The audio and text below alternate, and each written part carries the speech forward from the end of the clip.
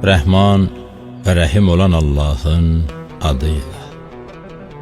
Mədinə valisi Vəlid Həzrəti Hüseyn əleyhissalamı Darül İmarəyə, dövlət sarayına çağırtdırdı və o həzrətdən Yezidə beyət etməsini istədi.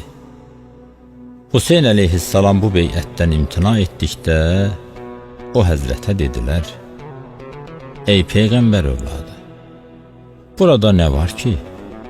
Biz səndən sadəcə bir kəlmə istəyirik. De ki, beyət etdim və səlam, get öz həyatını yaşa. Qan da tökülməsin. Axı bu sadəcə və bəsit bir kəlmədir. De və hər şey bitsin.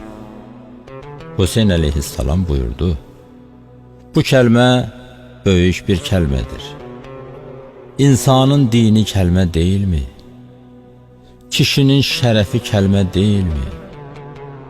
Allahın şərəfi kəlmə deyilmi? Heç kəlmənin mənasını dərk edir və başa düşürsənmi? Cənnətin açarları kəlmədədir. Oda daxil olmaq da kəlməyə görədir. Allahın hökmü kəlmədir. Kaş sən kəlmənin hörmətini və məqamını tanıyaydın. O, çox dəyərli bir azuqədir. Kəlmə nurdur. Bəzi kəlmələrsə qəbirlərdir. Bəzi kəlmələr uca qalalardır ki, bəşərin əsilzadələri ona pənah aparmışlar. Kəlmə bir ayrıcıdır Peyğəmbərlə fasiq arasında.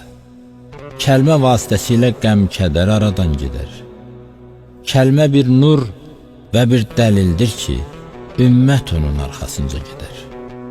İsa kəlmədən başqa bir şey değildi. Dünyanı kəlmə ilə işıqlandırdı və onu ovçulara öyrətdi, onlar da aləmə yol göstərdilər. Kəlmə hürriyyət qalasıdır. Kəlmə məsuliyyətdir. Kişi elə kəlmədir. Kişinin şərəfi kəlmədir. Kəlməni tanımayana isə deyəcək heç bir sözümüz yoxdur.